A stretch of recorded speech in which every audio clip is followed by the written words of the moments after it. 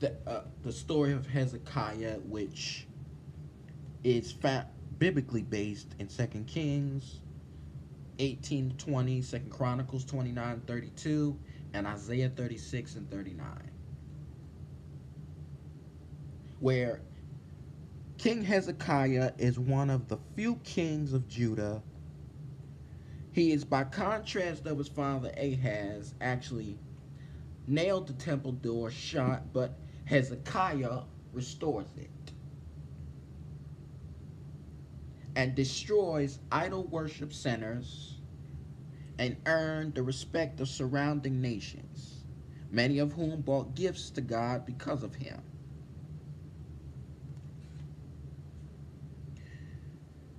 Now, verse 2 says, "It is the glory of God to conceal a matter, but the glory of kings to search out a matter."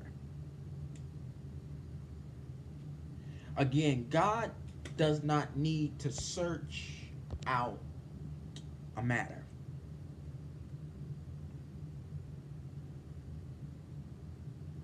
God doesn't need to look into anything. Again, if nothing can be hid from God, he has no reason to search into a matter. But it is the honor of rulers to search out matters to bring light the hidden works of darkness.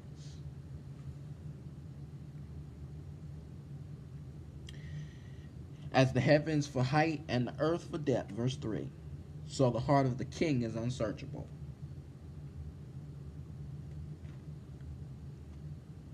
And on Saturday I brought up, we really don't understand what's going on with the government.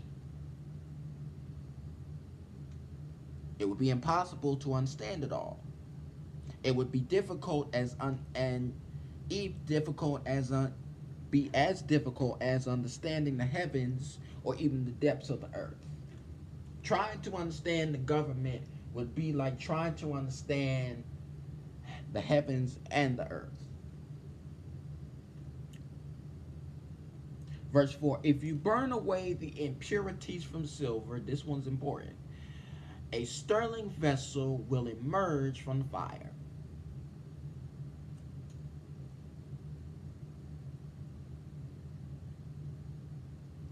Silver must be passed. It must be passed through fire to be made pure.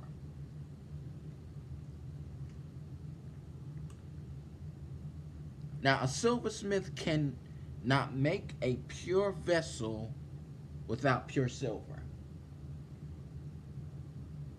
Something has to happen to the silver in order for it to be made pure.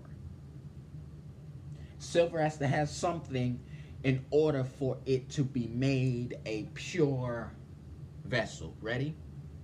Just as us as people, there is something that has to happen for us to be made pure. Something from my old nature has to change in order for my new nature to be really revealed. I have to change from one thing. Same thing with silver. The silver has to change from this impure piece, and it has to go through the fire, which means the silver has to go through some burns. I got to go through a couple things in order to find where my pureness is.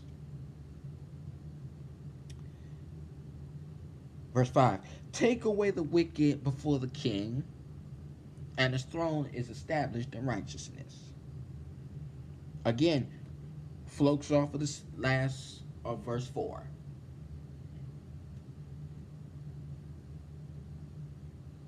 "And if you purge corruption from the kingdom, a king's reign is established." When you purge something, it is removed. You are commanding it to go.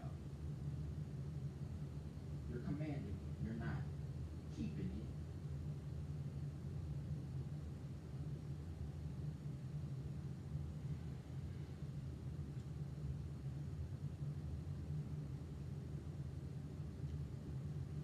Ready? Verse 6.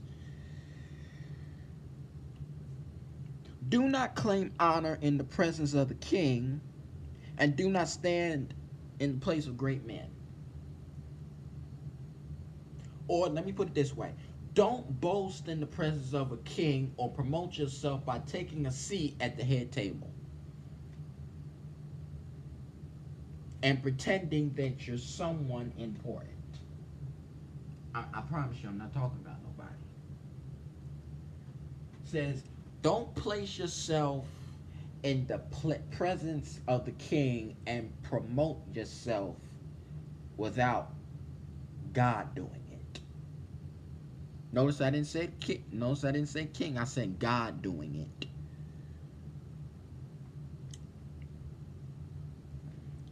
For it is better. Now listen to this. Look at verse 7.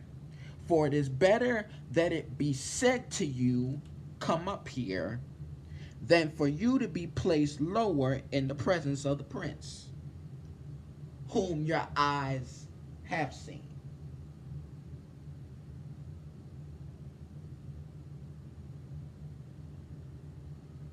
It's better for the king to tell you, you can come up, rather than you yourself think you're worthy of the position and tell everybody that you're worthy of it. Ready? For it's better for the king to say to you, come, you should sit at the head table, than for him to say in front of everyone, please get up and move. You're sitting in the place of the prince.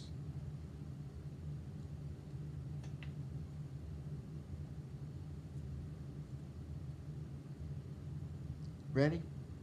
The pushing and shoving, boastful temper, is in the longer run considered suicidal. It is wiser as well as nobler to take the lower place at first in humility, which means I got to take the lower seat first. I got to